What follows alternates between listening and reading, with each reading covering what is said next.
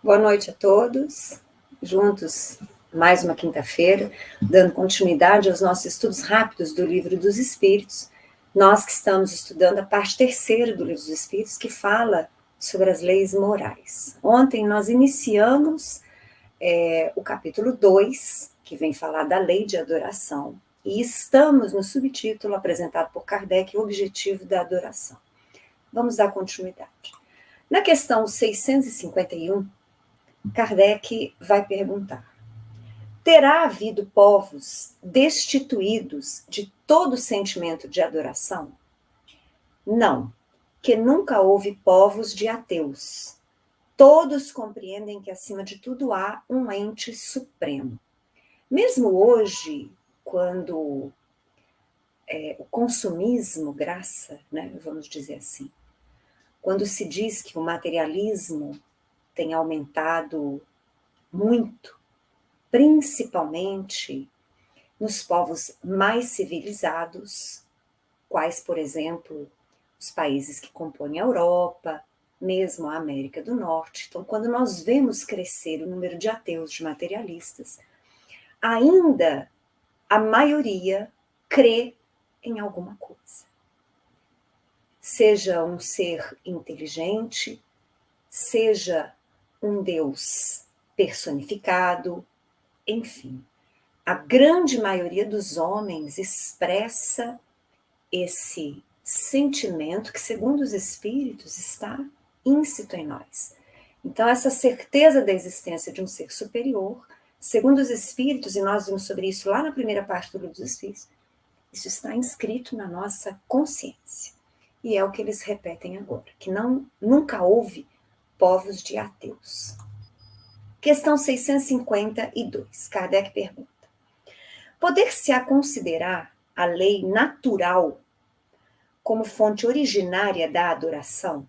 Quer dizer, será que a existência da lei natural, que é a lei divina, né? Os espíritos as igualaram, né? Então, a lei natural, ou seja, a lei divina, será que ela então é a fonte, né, da adoração? Respondem eles: a adoração está na lei natural, pois resulta de um sentimento inato no homem. Por essa razão é que existe entre todos os povos, se bem que sob formas diferentes. Então, a forma com que cada povo expressa a sua adoração, esse sentimento de busca em relação ao ser superior, difere, né? Porque nós vimos aqui, na questão primeira desse capítulo, na 649, que a adoração não é um ato exterior. Adoração é a elevação do seu pensamento a Deus. Então, pode variar, dependendo das religiões e da própria religiosidade de cada um, porque adorar a Deus independe de religião. Existem infindáveis formas do indivíduo, eu, por exemplo, ou você, elevarmos o nosso pensamento a Deus.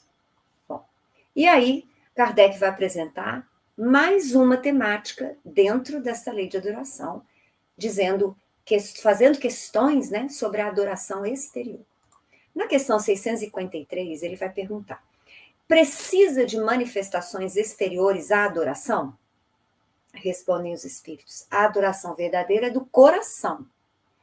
Em todas as vossas ações, lembrai-vos sempre de que o Senhor tem sobre vós o seu olhar. Mas aqui eu gostaria de fazer um comentário. O fato de nós espíritas, né, estarmos aqui estudando que a adoração é do coração, a adoração não precisa de um movimento exterior da criatura, ela independe de uma ritualística. Isso não quer dizer que nós não devamos respeitar aqueles que se utilizam do que eu chamo de ferramentas, de mecanismos, a fim de facilitar essa sua ligação com Deus. Então, vejam só, em relação aos católicos, que muitas vezes se expressam pela música, pela ritualística característica, pela adoração aos santos, não vai aqui nenhum demérito a eles, porque nós os respeitamos. Tanto as imagens, quanto a ritualística, quanto as canções são mecanismos facilitadores.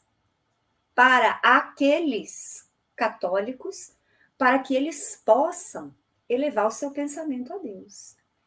Os evangélicos, dentro das suas canções, dentro das suas manifestações religiosas, também estas manifestações, a sua forma, né, de fazer com que a emoção atinja a comunidade, isso também são mecanismos para que todos aqueles que ali compõem elevem o seu pensamento a Deus. Então não há nenhuma crítica, não há nenhum negativismo. Nós não estamos aqui, nós espíritas, ao afirmarmos que a adoração é do coração, a adoração não precisa de atos exteriores, nós não estamos dizendo que quem assim se expressa está errado, não, é para nós espíritas. É a nossa verdade relativa. É aquilo que conosco combina. Porque as religiões existem para nos auxiliar. Então, eu concordo perfeitamente, já falei aqui antes, com a resposta do Dalai Lama. A melhor religião é aquela que te faz melhor. Então, se você leva o seu pensamento a Deus, de coração, através de um ritual da sua religião, que assim seja. Se você leva o seu pensamento a Deus de coração, no movimento de cantar em comunidade, que assim seja. Cada um de nós tem perfeitamente amplo direito e liberdade de expressar sua religiosidade da forma que melhor lhe convém. Então, por que eu faço esse adendo, né? Vamos dizer assim, esse comentário? Porque, eventualmente, um ou outro dos nossos estudos podem ser acessados por não espíritas. E eu gostaria de a eles dizer que não há nenhum inconveniente na forma como você elege a sua religiosidade, a sua forma de expressar a sua religiosidade. Então, adorar a Deus pode variar. Para os evangélicos, para os católicos, assim como para nós espíritas. Se você necessita, se você acha que eleva o seu pensamento com maior facilidade, com maior profundidade, se utilizando daquilo que você elege como bom para você, que seja. Quem somos nós para dizer que você não deve se utilizar destas ferramentas? Mesmo o espírita. Mesmo o espírita. De repente ele precisa ouvir uma música para conseguir levar seu pensamento a Deus. De repente ele pode gostar de ver uma paisagem, ou mesmo de olhar para a fisionomia de uma imagem de Jesus, de Bezerra de Menezes. Por que não? Nada nos é proibido. Nós necessitamos deste treino de elevar o nosso pensamento, porque é a fonte onde vamos buscar forças para prosseguir. Bom, na 653, a linha A, Kardec pergunta: será útil a adoração exterior? Bom, eu acabei fazendo esse adendo e aí vocês vão ver agora a resposta dos espíritos e a gente comenta em seguida. Sim. Se não consistir, não vão simulacro. Então, olha só, a ritualística exterior, ela é útil para a adoração? Sim, aquilo que eu acabei de falar para vocês, um adendo, né? Desde que ela não seja um vão simulacro. Então, desde que eu não cante como um papagaio, desde que eu não participe de uma missa ou de uma cerimônia religiosa completamente alheia daquilo, quer dizer, o meu corpo físico está ali, mas a minha mente está distante. Estou pensando nas contas que eu tenho que pagar na festa que eu tenho amanhã, não é? Então, desde que eu efetivamente participe com o coração, é útil. Continuam eles, é sempre útil dar um bom exemplo, mas os que somente por afetação e amor próprio fazem, desmentindo com o proceder a aparente piedade, mau exemplo dão e não imaginam o mal que causam. Então, aqui eles já vão além. Então, os espíritos disseram assim, olha, muitas vezes você, quando exterioriza, né, a sua adoração, isso é útil não só para você, mas também como um bom exemplo que você é. Outros verão a sua religiosidade, a sua submissão a Deus, a sua fé e podem se inspirar em você. Agora, para você, de maneira efetiva, Se isso não for de coração, se isso não for do íntimo do seu ser, vamos colocar assim, né? Se você só põe uma máscara de piedade, de compaixão ou mesmo de fé, aquilo nada serve para você. E você não imagina o mal que isso possa lhe causar. Porque muitas vezes, ao vestir essa máscara, você permite se enganar. E você deixa de realizar as mudanças imprescindíveis para que você efetivamente faça o bem. Né? Então eu visto uma máscara de que eu sou bonzinho. E essa mentira exterior que eu crio para os outros, eu acredito nela, principalmente se eu insisto nesta postura mentirosa. E muitas vezes, no culto a esta imagem, eu deixo de me aperceber, de me analisar, e não verifico os meus maus pensamentos, as minhas más ações, os meus desarradoados emotivos, né? E deixo de efetuar a mudança em tudo isso, que é imprescindível para que eu possa construir o reino de Deus em mim. Então, se eu não reconheço em mim sentimentos sem desalinho, se eu não reconheço em mim que as minhas emoções estão descontroladas, que os meus pensamentos caminham sempre para o desequilíbrio, que eu não estou trabalhando a educação íntima, que é tarefa imprescindível, minha, só minha. E se mesmo e ainda com as emoções em desalinho, os pensamentos desequilibrados, as minhas ações refletem esse desequilíbrio e essa harmonia, vez ou outra. Quando eu não consigo sustentar a máscara do bonzinho, do piedoso e do compassivo, é um desserviço que eu faço a mim mesma. Eu estou perdendo um tempo imprescindível na minha caminhada evolutiva. Vamos lá. Questão 654. Kardec vai perguntar: tem Deus preferência pelos que o adoram dessa ou daquela maneira? Entre outras palavras, Kardec quer saber assim: será que Deus prefere os espíritas em detrimento dos católicos, ou os evangélicos em detrimento dos budistas, ou os católicos em detrimento dos muçulmanos, quando todos estes praticam a sua adoração? Será que Deus gosta mais de um do que de outro? Mais de um ritual do que de outro? Mais de uma música do que de outra? Mais de uma cerimônia do que de outra? É isso que Kardec está perguntando. E respondem eles: Deus prefere os que o adoram do fundo do coração, com sinceridade, fazendo bem e evitando o mal, aos que julgam honrá-lo com cerimônias que os não tornam melhores para com seus semelhantes. Então, aí eles já começam pontuando de forma muito certa, muito concreta, não tem meias palavras aqui. Então, Deus prefere o quê? Os que fazem o bem, evitam o mal, e não aqueles que frequentam as cerimônias. Não interessa quais sejam. Não interessa se você ora alto, você ora em silêncio.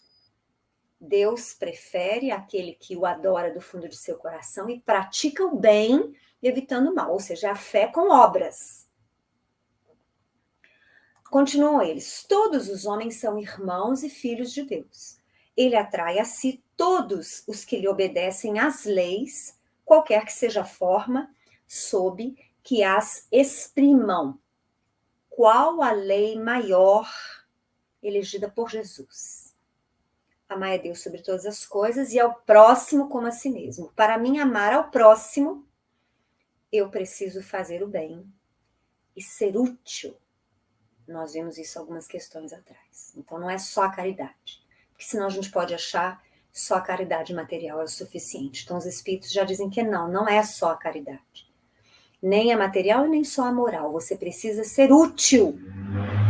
Nós temos tarefas a realizar no plano físico e tarefas a realizar nos planos espirituais, porque a vida é imortal. Há uma continuidade. A vida é uma só. Nós temos experiências em períodos e planos que modificam-se. Então, ora eu estou encarnada, ora eu estou desencarnada, mas em ambas as fases da minha vida, eu tenho tarefas. Eu não devo ser ocioso. Eu não devo ser morno. Eu preciso ser o sal. Eu preciso ser firme. Eu preciso fazer o bem, evitar o mal. Eu preciso ser útil. Eu preciso amar o meu semelhante. É por isso que a minha fé precisa das obras. Por quê? A lei maior não é amar ao próximo? Como eu vou amar ao próximo se eu não tenho obras? Veja bem que aqui, obras tem um sentido amplo. Porque eu sirvo ao meu próximo e posso considerar isso uma obra quando eu divido com ele o meu conhecimento. Quando eu divido com ele a minha fé. Quando eu divido com ele a minha compaixão. Quando eu divido com ele o tempo que eu possuo para ouvi-lo, para melhor aconselhá-lo, para apoiá-lo. E eu também auxilio o meu próximo com ajuda material. Então, obra não é só obra material. Quando nós falamos de fé e de obras, tudo que o homem faz de útil no campo do intelecto e no campo material, de obras materiais, está abrangido nesse conceito de obras e de fé. Bom, continuam os espíritos ainda nessa questão 654. É hipócrita aquele cuja piedade se cifra nos atos exteriores. Mau exemplo dá todo aquele cuja adoração é afetada e contradiz o seu procedimento. Ou seja, não vale nada, é um mau exemplo. Se você aparenta piedade, mas não é piedoso. Se você, durante o seu ritual, a sua cerimônia religiosa, ou dentro do seu templo religioso, você aparenta ser paciente, compassivo, bondoso, e no seu dia a dia você não é. Mau exemplo você é, e isso não será considerado para você em relação a Deus, se você fala uma coisa e faz outra. Se aquilo que você fala, aquilo que você crê, aquilo que você lê, você não consegue efetivar na realização das suas atitudes. Então, é isso que os espíritos estão dizendo aqui, que isso é hipocrisia. Continuam ainda eles, finalizando essa questão 654, a resposta. Declaro-vos que somente nos lábios e não na alma tem religião aquele que professa adorar o Cristo, mas que é orgulhoso, invejoso e cioso, duro e implacável para com outrem, ou ambicioso dos bens deste mundo. Deus, que tudo vê, dirá: o que conhece a verdade é 100 vezes mais culpado do mal que faz do que o selvagem ignorante que vive no deserto. Aliás, ainda estava dentro desse curso, agora que vai mudar. E como tal será tratado no dia da justiça. Se um cego ao passar vos derriba, perdoá-lo-eis. Se for um homem que enxerga perfeitamente bem, queixar-vos-eis e com razão. Não pergunteis, pois, se alguma forma de adoração há que mais convenha. Porque equivaleria perguntar-lhes se mais agrada a Deus ser adorado no idioma do que no outro. Ainda uma vez vos digo, até ele não chegam os cânticos, senão quando passam pela porta do coração. Então, aqui nessa resposta, os espíritos são muito claros em se referindo à adoração. Você pode seguir alguma ritualística? Pode, desde que ela esteja passando pelo seu coração. Desde que aqueles atos, aquelas práticas funcionem, ativem a elevação do seu pensamento a Deus. Mas a adoração também existe na forma silenciosa, porque ela é no coração. A adoração é a elevação do pensamento ao Pai. Então, aqui eles são muito claros.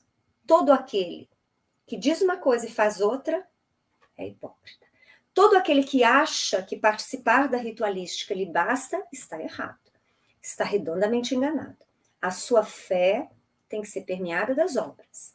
E as obras apresentam ou abrangem tudo aquilo que você faz de bem, de bom e de útil para absolutamente toda a coletividade onde você se encontra. Bom, Kardec continua na questão 655. Merece censura aquele que pratica uma religião em que não crê do fundo da alma fazendo-o apenas pelo respeito humano e para não escandalizar os que pensam de modo diverso? Vejam bem, que interessante essa pergunta de Kardec. Então ele fala assim, tem algum valor aquele, né, que pratica uma religião, frequenta uma religião, mas ele não crê muito nela, né? Ele vai e ele segue a ritualística por respeito humano, né? E para que não haja escândalos, vamos dizer assim, para que ele não seja expulso da sociedade, né? Eu fico imaginando por que Kardec fez essa pergunta.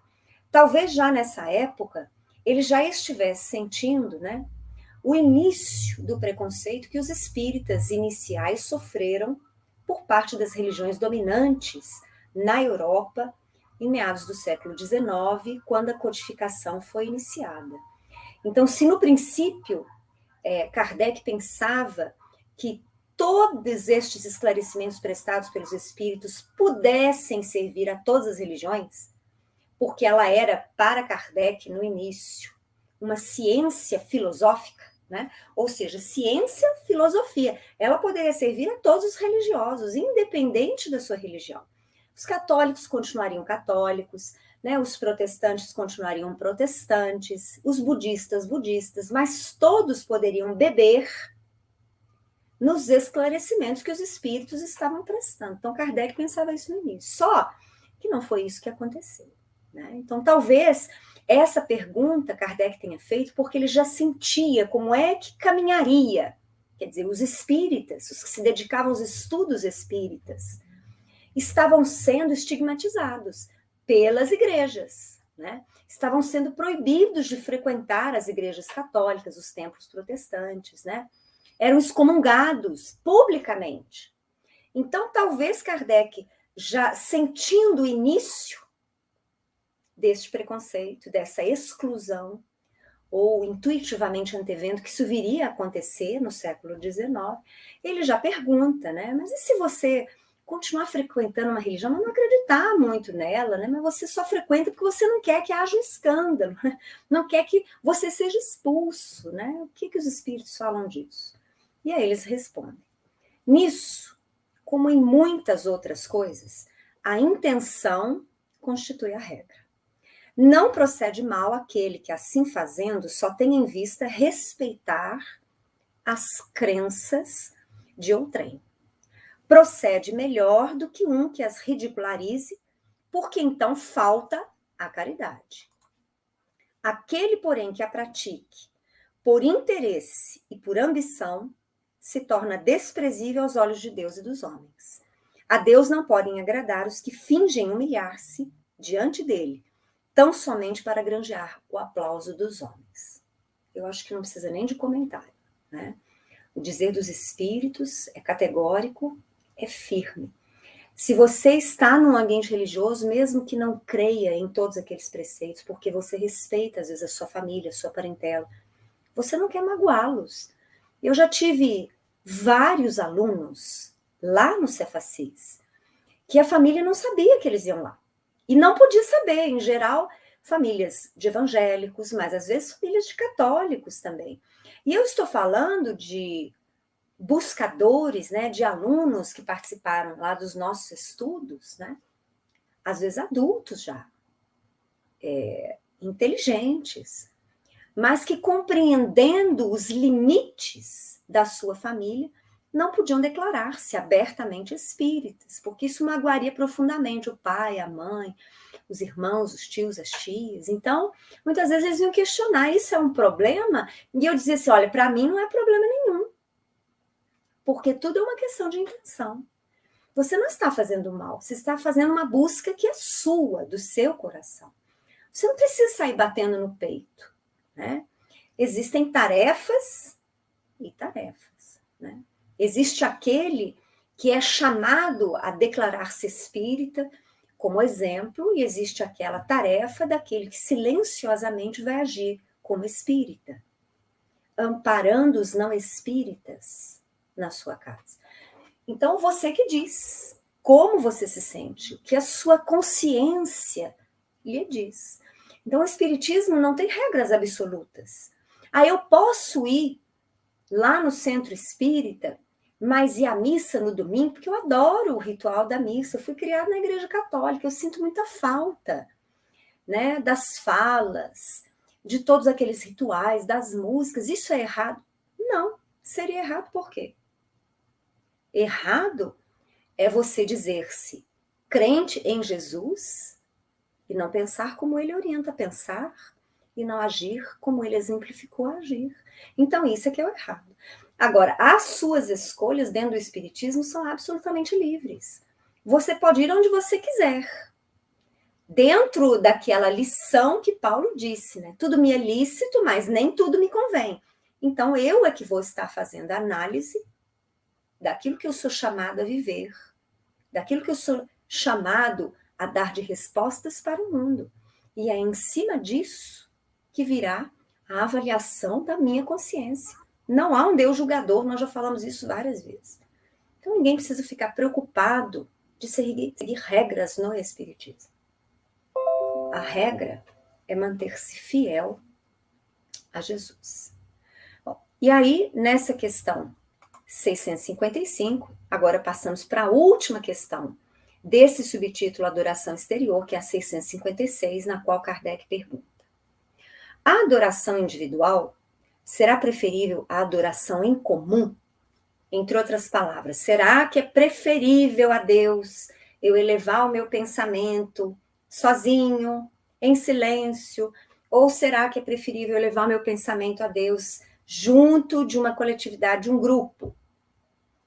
Respondem ainda os espíritos: reunidos pela comunhão dos pensamentos e dos sentimentos, mais força têm os homens para atrair a si os bons espíritos.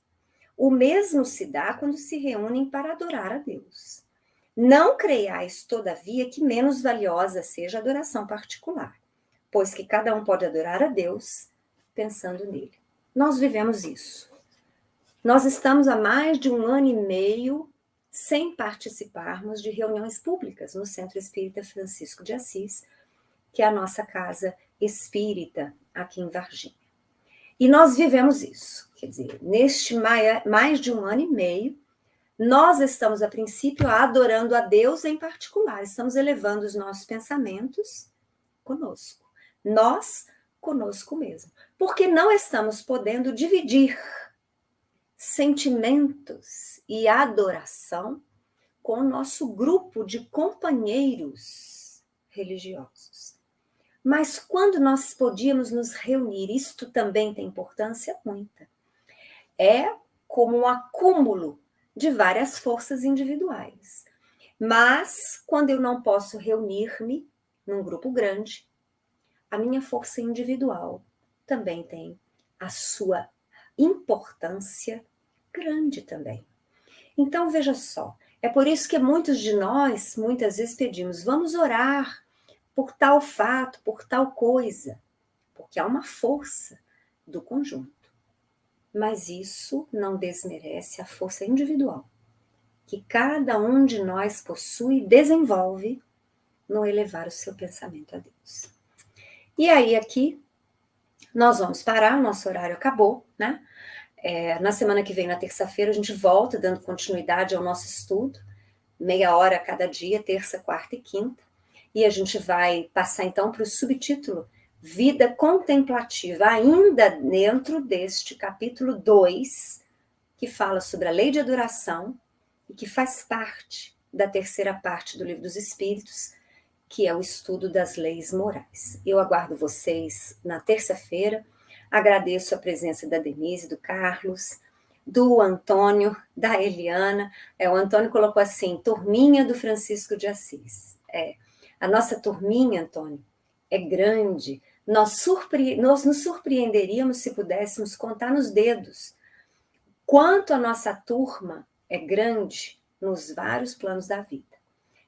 Estaremos nos reunindo, se Deus quiser, daqui a algum tempo, né? Assim que nós pudermos fazer os ajustes lá na nossa casa Francisco de Assis, nós certamente retornaremos com as nossas reuniões, os nossos estudos, para que nós possamos adorar a Deus em conjunto. Aguardo vocês na terça-feira, 7 horas da noite, para mais um estudo rápido. Um grande abraço, bom final de quinta-feira.